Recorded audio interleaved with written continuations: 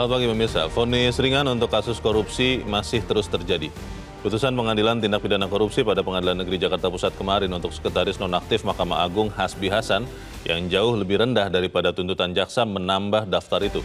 Dari tuntutan jaksa 13 tahun 8 bulan, Ketua Majelis Hakim Tony Irfan hanya menjatuhkan vonis 6 tahun penjara dan denda 1 miliar rupiah subsidiar 6 bulan kurungan.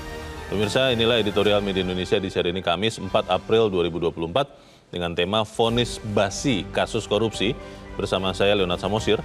Dan Anda semua para pemirsa juga bisa ikut menyatakan pendapat Anda nanti dengan menelepon nomor telepon 021-583-99-100. Dan pemirsa, pagi ini telah hadir bersama saya anggota Dewan Redaksi Media Group Jaka Budi Santosa. Mas Jaka, selamat pagi. Selamat pagi, Leo. Sehat-sehat Mas? Sehat.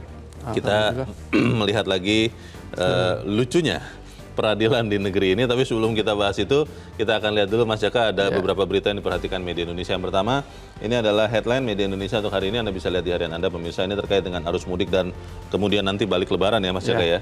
Jangan paksakan berkendara. Ini maksudnya untuk siapa dan kenapa kemudian pernyataan ini keluar, Mas? Iya, ini kan terkait dengan arus mudik ya. Sudah mulai kelihatan, mulai ada pergerakan yang lumayan besar, meskipun juga belum mencapai puncaknya. Ini paling tidak ada dua pihak yang kita himbau. Pertama, jangan paksakan berkendara apabila mengantuk, apabila letih, apabila fisiknya tidak mampu lagi untuk membawa kendaraan, karena resikonya kalau dipaksakan akan sangat fatal. Kalau ada survei dari KNKT misalnya, itu keletihan dan ngantuk itu penyebab 80% kecelakaan di jalan tol. Microslip itu menjadi salah satu penyebab utama kecelakaan di jalan raya. Kemudian juga yang kedua adalah jangan paksakan mengendarai kendaraan bermotor roda 2. Dan ini kan sebenarnya bukan himbauan yang baru. Setiap musim mudik, setiap musim lebaran itu selalu diimbau agar pemudik itu ya tidak memakai motor. Tetapi faktanya kan masih banyak juga, meskipun berbagai upaya sudah dilakukan dengan mudik gratis, dengan menggratiskan biaya angkut kendaraan motor roda 2 ke daerah masing-masing. Tetapi faktanya juga masih ada, toh kalau masih memaksakan juga dengan kendaraan bermotor, yaitu jangan memaksakan kalau sudah mengantuk, jangan memaksakan kalau sudah letih. Jadi paling tidak dengan kepedulian semua pihak, angka kecelakaan bisa diminimalkan dan lebaran betul-betul bisa menjadi sesuatu yang menghadirkan sukacita, bukan malah menjadi penyebab duka. Baik, kita harapkan tetap ya semua pemudik mengingat bahwa nyawa itu nomor satu. Tidak ada manfaatnya untuk memaksakan diri kalau kemudian amit-amit nyawa melayang di perjalanan menuju tempat kampung halaman. Baik, kita harapkan semua pemudik mematuhi aturan ini. Kita beralih ke berita selanjutnya, masih dari halaman 1 pemirsa.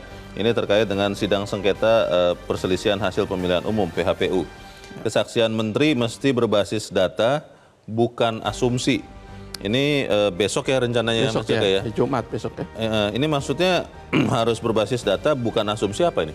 Ya, ini kan sebenarnya boleh dibilang sebuah terobosan ya, ketika Majelis Hakim Mahkamah Konstitusi bersedia untuk menghadirkan 4 menteri dalam sebuah persidangan PHPU.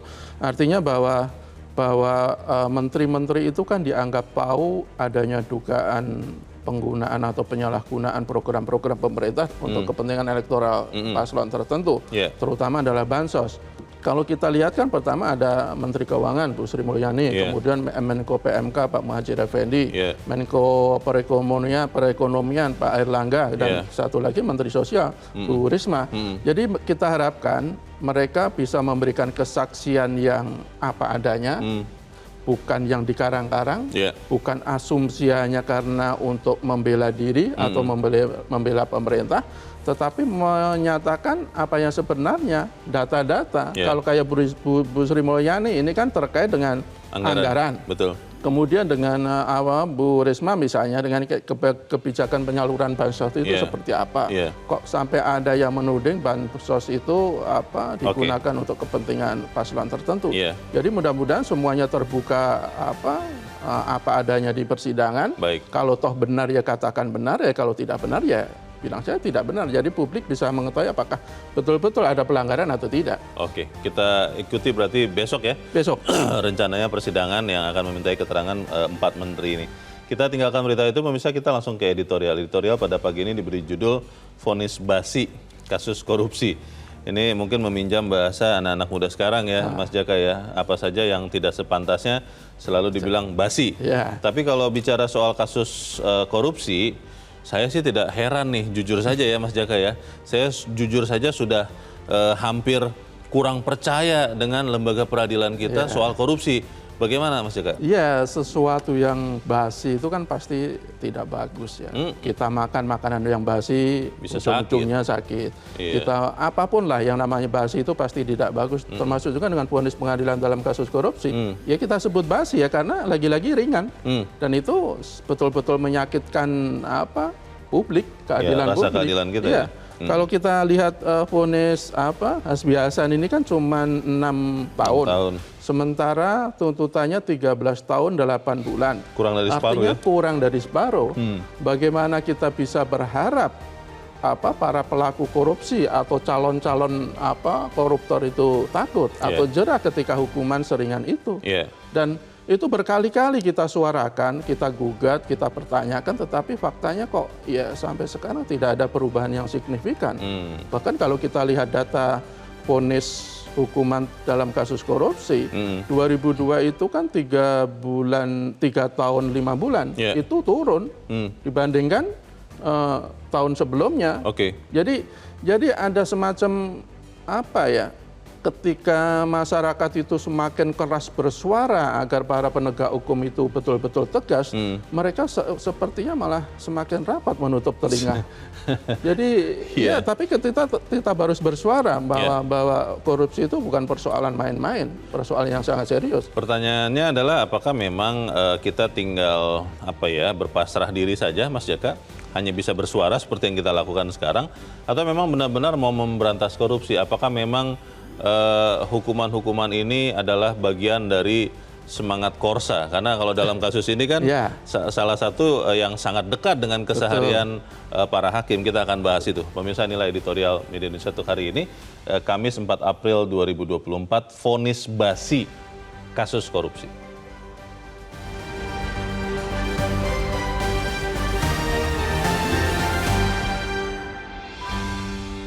Vonis basi kasus korupsi.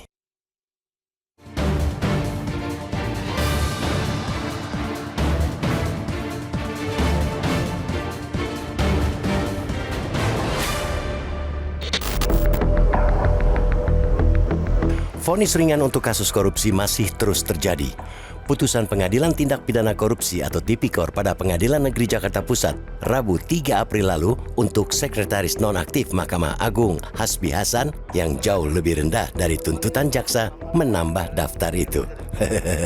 Dari tuntutan jaksa 13 tahun 8 bulan, Ketua Majelis Hakim Tony Irfan hanya menjatuhkan vonis 6 tahun penjara dan denda 1 miliar rupiah subsidiar 6 bulan kurungan. Selain itu, juga menjatuhkan uang pengganti 3,8 miliar rupiah subsidiar 1 tahun penjara. Majelis Hakim menyatakan hal yang meringankan putusan ialah terdakwa belum pernah dihukum, memiliki tanggung jawab keluarga, dan tentu saja alasan klasik, bersikap sopan di pengadilan. Atas putusan yang sudah melukai rasa keadilan itu, Hasbi masih menyatakan banding. Kalaupun di pengadilan tingkat berikutnya vonis yang dijatuhkan tetap dengan berbagai remisi dan fasilitas pembebasan bersyarat, Hasbi bisa saja hanya menjalani penjara kurang dari 4 tahun. Maka, lagi-lagi, vonis bagi para koruptor di negeri ini ibarat basa-basi. Bahkan, betulan basi. Lembaga peradilan bukannya menjadi peluru tajam untuk kerja panjang penyidik hingga jaksa, justru menjadi perisai para maling negara. Putusan Pengadilan Tipikor Jakarta itu kian memalukan mengingat status Hasbi sebagai pejabat tinggi di lembaga puncak peradilan negara. Apalagi pria itu juga bergelar guru besar bidang ilmu ekonomi syariah yang seharusnya menjadi contoh bagaimana seorang pejabat di lembaga peradilan tertinggi tidak bertindak lancung, terutama dalam kaitan kasus yang tengah ditangani Hakim MA. Namun, seperti yang dituduhkan jaksa KPK, Hasbi justru bertindak mempengaruhi hakim dalam perkara kasasi atas nama Budiman Gandhi Suparman pada 2022 lalu. Budiman merupakan Ketua Umum KSP Intidana yang dituduhkan oleh Herianto Tanaka melakukan pemalsuan surat atau akte notaris. Dalam persidangan sebelumnya, jaksa KPK menuturkan Hasbi mempengaruhi Hakim Prim Haryadi yang semula menyatakan terdakwa Budiman tidak bersalah. Keputusan kemudian berubah sehingga Budiman dinyatakan bersalah dan dijatuhi hukuman 5 tahun penjara pada Maret 2022. Terkait pengurusan perkara itu, Hasbi bersama-sama dengan Dadan Triyudianto yang menjadi perantara ke Herianto terbukti menerima suap senilai 11,2 miliar rupiah. Selain suap itu, Hasbi disebutkan juga menerima gratifikasi senilai 630 juta rupiah untuk fasilitas wisata dan penginapan. Kita tidak boleh menganggap vonis untuk Hasbi itu normatif karena sudah begitu banyaknya catatan loyo pengadilan-pengadilan tipikor. Indonesia Corruption Watch sudah menyoroti tren vonis yang jauh dari tuntutan setidaknya sejak 2016. Sejak 2016 hingga 2019, tren putusan ringan terus meningkat, bahkan sampai melebihi 80% dari keseluruhan vonis. Vonis ringan diartikan sebagai vonis 0 sampai 4 tahun penjara. Pada 2019, putusan ringan mencapai 82% atau bagi 842 terdakwa. Sementara putusan sedang sebesar 16% dan putusan berat 0,9%. Di luar soal kecurigaan para hakim pengadilan tipikor yang masuk angin, atau karena kentalnya semangat membela korps hakim, kinerja mereka jelas-jelas tidak mendukung pemberantasan korupsi. Kita menuntut untuk para hakim tipikor memahami benar dampak korupsi sebagai extraordinary crime. Sebab itu pula, hakim seharusnya selalu mengupayakan penjeraan ideal pada putusannya. Itu berarti gabungan vonis dan uang pengganti yang sama-sama maksimal. Para hakim juga semestinya selalu menggunakan pedoman pemidanaan tindak pidana korupsi yang sudah dikeluarkan MA. Pedoman itu sebetulnya adalah upaya minimal agar para hakim memiliki perspektif yang sama dalam menegakkan keadilan di kasus-kasus korupsi. Tren kasus korupsi yang terus meningkat semestinya menjadi penyadaran para hakim jika mereka harus bekerja lebih bernas sebagai penjaga gawang terakhir perang melawan korupsi. Jangan sampai lembaga peradilan justru menjadi celah bermain para koruptor.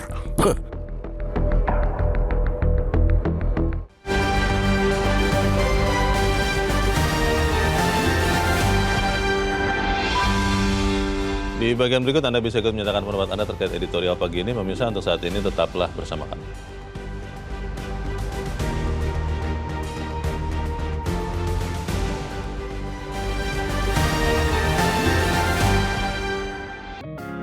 Media Indonesia mengajak Anda untuk mengakses fitur premium e-paper. Dengan sajian konten berbasis intelektual dan meneguhkan kebangsaan, Media Indonesia tampil dengan lebih dinamis melalui e-paper Media Indonesia yang dapat Anda akses kapan saja, di mana saja. Caranya mudah, download aplikasi Media Indonesia di Android atau ketik link e-paper.mediaindonesia.com atau bisa scan QR Code pada layar kaca Anda. Klik tab e-paper di bagian samping layar tablet Anda, daftarkan data diri, serta pilih paket perlangganan e-paper Media Indonesia sesuai dengan kebutuhan Anda. Nikmati juga bonus spesial tambahan 4 halaman rubrik fokus setiap hari. Semua bisa Anda dapatkan hanya di e-paper Media Indonesia. Untuk informasi lebih lanjut, hubungi customer service di nomor 0811 1201 2018 atau kunjungi media sosial @Media Indonesia. Media Indonesia, referensi bangsa. Terima kasih Anda masih bersama kami di Editorial Media Indonesia, dan sekarang kita mau mendengarkan Mas Jaka suara dari pemirsa Metro TV. Saat ini kita sudah terhubung dengan pemirsa Metro TV di Bali, ada Ibu Ipung. Ibu Ipung, selamat pagi. Pagi Bang Rio, pagi Bang Jaka. Ya, Bu Ipung, kita akhirnya melihat lagi ada satu kasus Hasbi Hasan ya, sekretaris nonaktif MA yang divonis hanya 6 tahun penjara, padahal tuntutannya 13 tahun 8 bulan. Kalau melihat kasus ini, kita masih punya pengharapan tidak Bu Ipung, kalau menurut Anda bahwa kita memang masih melawan korupsi di Republik ini? Bagaimana Bu? Bang, saya kan pernah ngomong Bang ya, selama KPK masih punya Dewas, yang adalah ada orang hakim, orang jaksa agung di situ, ada kepolisian di situ. Terus selama masih ada visi undang-undang KPK tidak diperbaiki, tidak diulang ke yang pertama, kita nggak bisa mengharap apa, Bang. Ibaratnya begini, menyapu halaman dengan sapu yang kotor emang bisa bersih ya, Bang? Itu satu. Oh. Nah, Oke. apalagi sekarang yang disidangkan siapa? Temannya sendiri. Yang biasa diajak makan siang bareng, yang biasa diajak sebagai majelis hakim bareng. Bagaimana Oke. dia bisa mau memukul temannya sendiri dengan tinggi-tinggi? Berarti kan kalau dia kena kasus, dia juga akan dipukul tinggi. Jadi istilahnya begini, Bang. Selama kita masih punya empati kepada teman sendiri, tidak akan ada hukuman yang tinggi yang kita bisa harap. Jadi masyarakat jangan terlalu mengharap banyak dengan peradilan, apalagi KPK, Bang, ya. Bukan cuma karena jiwa korsa yang ada, kadang-kadang kita melihat di daerah aja ya, di daerah ya, Bang. Kepala daerah itu kalau sudah dihukum, kalau sudah masuk ke ruang sidang, paling ancamnya cuma 4 tahun. Padahal dia kepala daerah sudah merugikan rakyat begitu banyak. Jadi sulit, Bang. Kalau kita mau ngomong tentang KPK, kayaknya KPK perlu dibubarkan aja atau bentuk generasi baru. Jadi percuma kita mengharap banyak, karena kita nggak bisa, Bang, gitu. Ya, ini kalau yang terakhir, Bu, ini kan kasusnya ada di peradilannya, Bu, di pengadilan tipikor, Bu. Kan kita tadinya berharap hakim sebagai penjaga gawang bisa memenuhi rasa keadilan masyarakat. Bagaimana, Bu? Bang, dia kan ada di peradilan, tapi yang disidang siapa, Bang? Terdakwanya siapa? Orang Mahkamah Agung kan? Mahkamah Agung itu kan pasti tinggi sekali tingkatannya dibalik dengan tipikor yang di bawahnya. Mau mungkin lah, Bang, dia tidak dicawe-cawe atau intervensi, Bang. Itu aja, Bang. Makasih. Oke. Terima kasih Bu Ipung di Bali untuk pendapat Ibu. Selamat pagi. Ini pesimistis, tapi kita akan harus jeda dulu. Mas Jaka dan pemirsa tetap bersama kami, Editorial Media Indonesia. Segera kembali.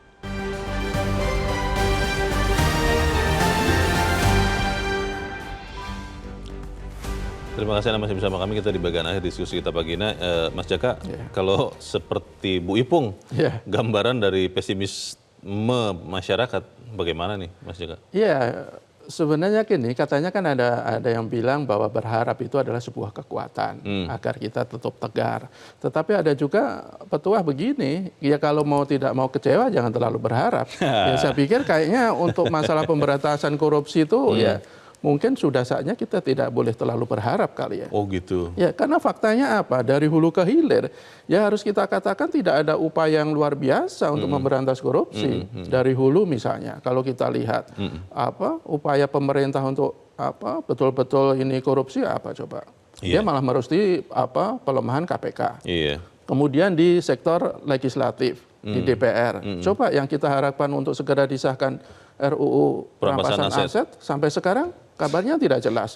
Padahal undang-undang ini kan sangat kita butuhkan. Undang-undang ini sudah dirintis 2008. Tapi sampai sekarang juga tidak ada penyelesaiannya nanti bagaimana. Sangat berbeda ketika revisi Undang-Undang KPK. Hanya waktu 13 hari dari inisiatif resmi diberikan. Kemudian dibahas secara super kilat. Dan waktu 13 hari. Tidak masuk prolegnas tapi bisa dibahas saat itu juga. Betul. Jadi ada semacam kontradiksi yang luar biasa antara kemauan pemerintah dan legislatif untuk memberantas korupsi. Dan apa yang ditunjukkan di lapangan.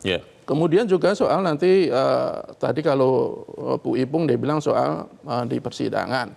Ya kalau kita lihat di kasus Hasbi Hasan ini kan jelas-jelas kalau publik itu menyatakan ada jiwa korsa yang keliru ya tidak ada salahnya. Ini sebenarnya kan merepetisi kejadian sebelumnya ketika Nur Hadi juga sekretaris MA. Waktu itu dituntut 12 tahun, cuman divonis juga 6 tahun. Jadi seperti apa ya? Kok sepertinya tidak ada kemauan yang serius untuk memberantas korupsi. Atau jangan-jangan mereka sudah menganggap bahwa korupsi itu bukan kejahatan luar biasa.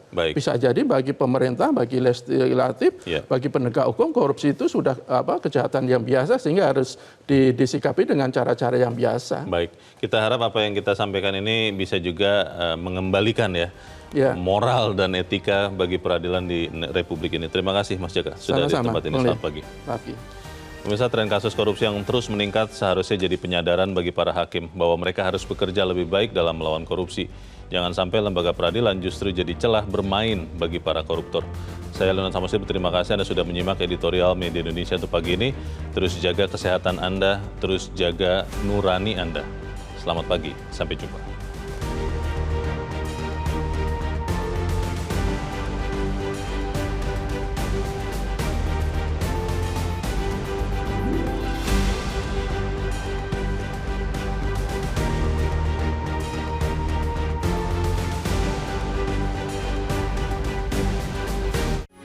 Metro TV.